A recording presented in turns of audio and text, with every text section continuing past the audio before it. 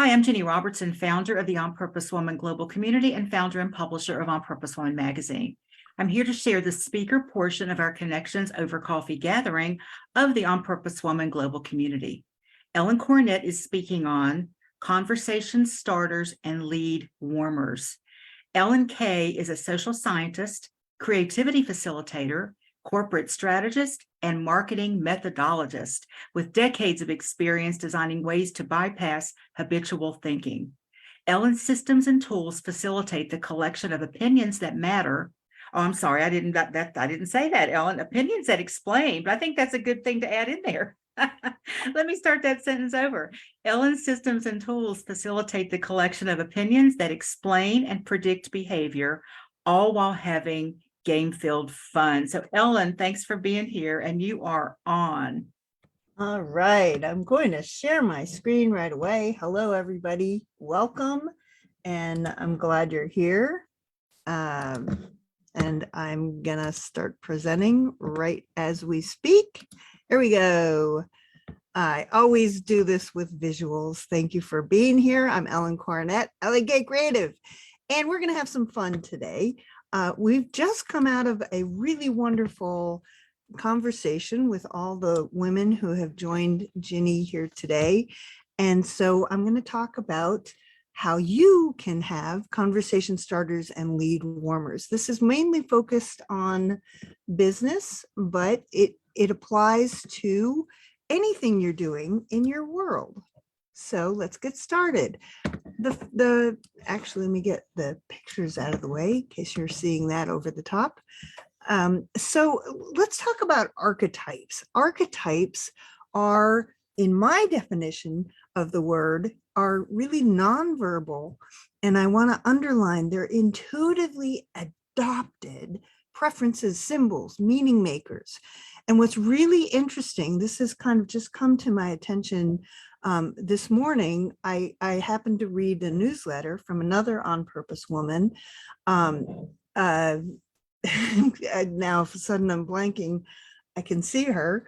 I'll come up with that in a little bit. But she was talking about how the hero's journey is really a very masculine kind of model. And so there's this real dichotomy. I had noticed this on my own as well, that we're drawing on unseen, sort of very feminine, kind of esoteric, spiritual, natural, emotional kinds of energies, but they've been organized by Western thinkers like Jung and Freud and Joseph Campbell, who I love. He's an anthropologist, but he has taken these concepts and kind of put them into a box or a structure.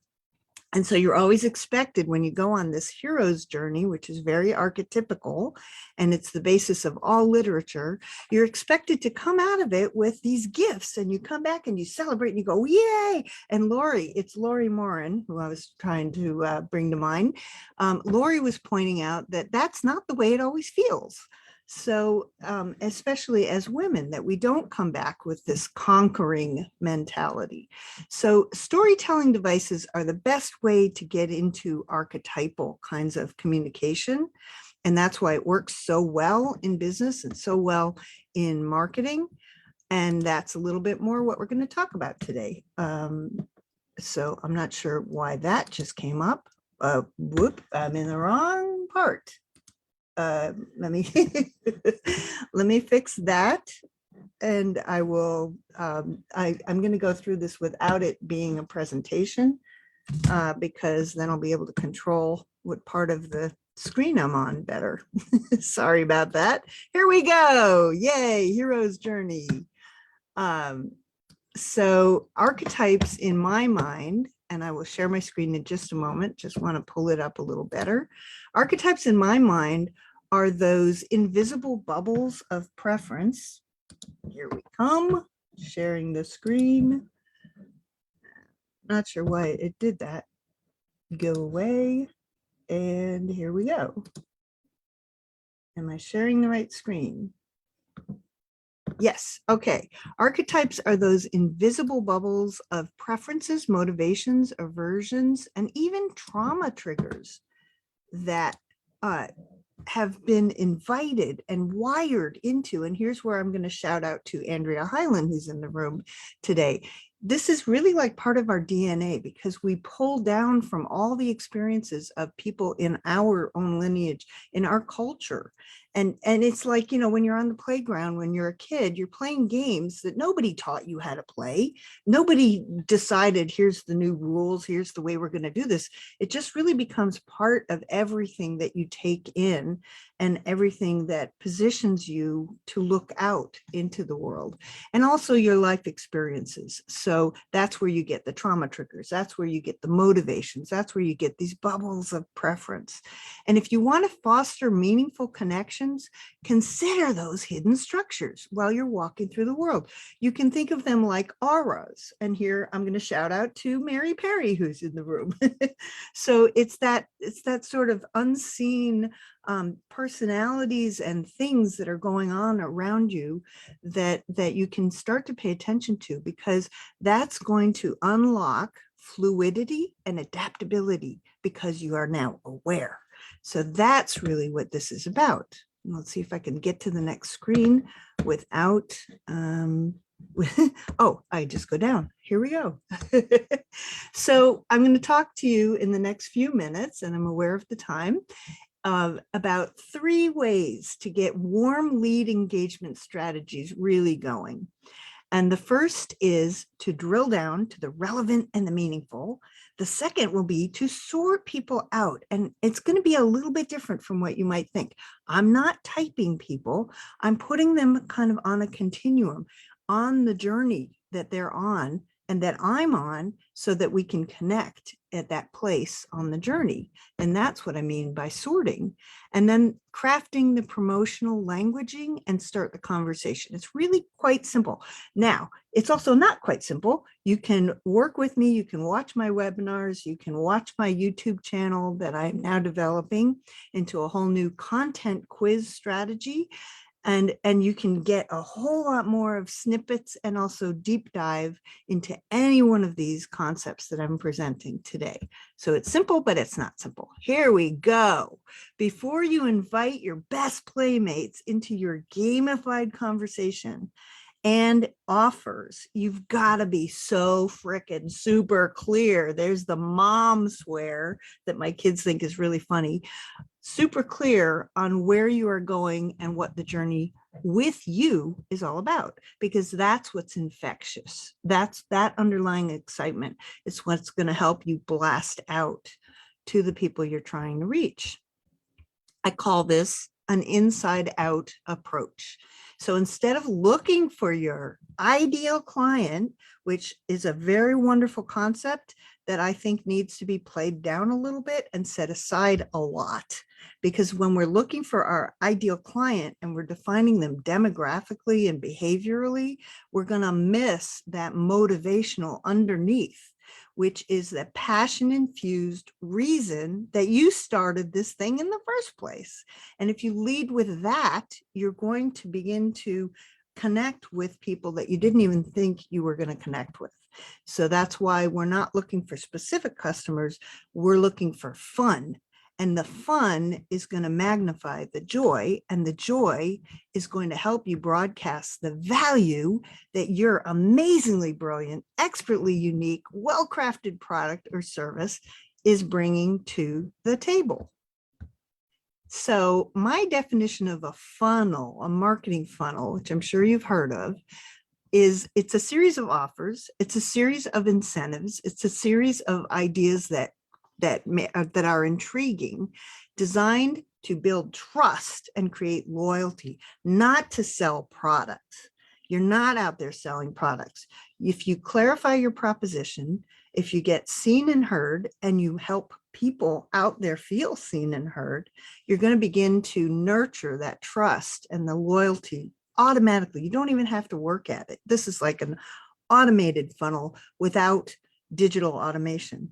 And then you get to the try and the buy and the share, which is what we're after, but it's not work. It's just part of this whole exciting conversation that you're having. So the first step is to sort, play, and test. sort into what you offer, which actually ends up being the features. And in most businesses, what I've found, and I'm sure a lot of you have heard me say this many times, we tend to talk about what we offer. We tend to talk about what's in it for somebody else, the benefits or the so what, but we often forget to really call out what's next, the outcomes, the big ripple effects. And the reason we forget is that it's so obvious, we don't think we need to say it, but in fact, you do. You really need to focus on that back end of what's going to happen next in people's lives in order for them to get excited about the features that you're talking about. So once you've begun to do that, and this is where these worksheets are going to come into play. I'm about to show you 2 worksheets that I can give you the download, and the people in this room have already downloaded. But in order to get to the kinds of people that are going to be resonating with your message, you want to both go forward and backward in this sort of chain of figuring out your features, benefits, and your outcomes. So the forward movement is, what am I offering? Who's it for? What happens when I offer it? Where and when? All those kinds of very tactical questions, right? And the what's in it for them are questions like, what are they going to get when they finish? So what? What are they going to have in their hand when they walk away?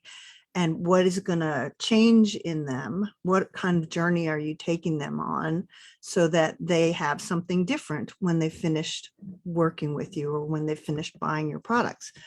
And then the outcomes are where the real juice is, the who cares, when you ask yourself questions like, well, why should I even bother? I'm fine with what I've been doing for 30 years. Why do you want to change what I'm doing? And those kinds of questions will get you to the big outcomes. And then you can work backwards and say, who wants that? Like, who doesn't want that? Because you get so excited about it when you're really focusing on that back end. And then you can work yourself backwards to, what do I need to offer to get them there? So that's why it's kind of a forwards and a backwards process. So here's one of the worksheets that you can get from the download, and I'll keep that up on the screen for a moment so you can screenshot it. But in this worksheet, you're going to basically just put your big idea up at the top and then start asking yourself, why not? Who cares? What else? And so on. And what you'll find is, inevitably, when somebody asks us what we want or what we're doing or why we're doing it, we start talking about what we don't want. So like, I don't want to go to a big bank anymore because I don't like that impersonal service. Well, that should go off to the left. Just take that little don't want, stick it over off to the side, because what you're going to end up with, if you do this exercise, is all your pain points and all your struggles and all the things that you're solving. And if you get them out of the way and push them off to the left, then you can really focus on drilling down more and more what you're really after. And by the time you get to the bottom of this list, you're going to have some really juicy outcomes. I guarantee it. And the second worksheet in that download, it's the same download, is what I call a Z map. And this is where I've drilled down those question prompts that I started to mention a minute ago. And as you go across the page, you come more and more to what becomes possible kinds of answers. And that leads you straight down like a snake into what your audience is struggling with. And that's where I was saying work backwards. So when you come down to what's next, you can really understand what your people have been through to try to get what they're trying to get, and what kinds of pains they have and what kinds of problems they have. And that will lead you straight into what you can do in your funnel to go from free to expensive, to find intriguing propositions, to offer incentives and rewards and loyalty triggers that will then lead you straight into your testimonials and your conversations and your showcasing your successes. So this is kind of a background homework piece that I often give to my clients when we're doing what I call strategic bubble mapping.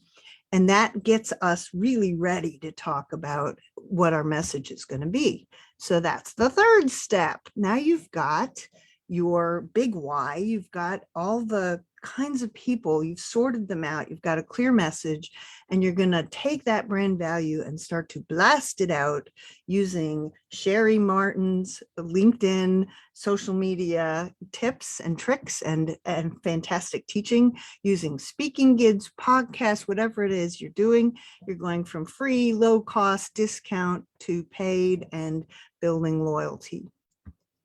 And the way you do that in my world is you gamify it, because, and that's a whole other topic we'll talk about another day, but gamification, especially a well-designed lead magnet quiz, which is what I am a specialist in developing as a social scientist, that's what's going to make it really interactive. So whatever you're blasting out, however you're doing it, whatever vehicle you choose, you're saying, here's what I know, here's the brand value, here's what I've got. I've been through this and I've come up with something amazing that I'm really excited about because I know what that endpoint is. And that you can now send out, and you'll be able to hear the voice of your customer out there with their own preferences, their own needs, their own level of readiness, what they love, what they don't love. And that's why a lead magnet quiz is so wonderful, because without actually picking up the phone or getting on a Zoom call, you're asking questions and getting answers. You're giving them feedback in the results that they get at the end of the quiz. And they are telling you all kinds of things about themselves. So you've begun a conversation before you ever met. So here's how you can take my newest gamification quiz. I've got the QR code right there, and you can also screenshot this and just go straight to the URL. I also have a YouTube channel that I am now populating with a vehicle to get quizzes out to the world. So what happens is you either come in through the quiz and then you can watch the video, or you come in through the video and then you can take the quiz, and they both explain each other and help you get a better idea of where you are in this world. So thank you so much. I am looking forward to chatting with anybody. And thank you for bearing with me with the technical fun I had today. And I will see you on the other side.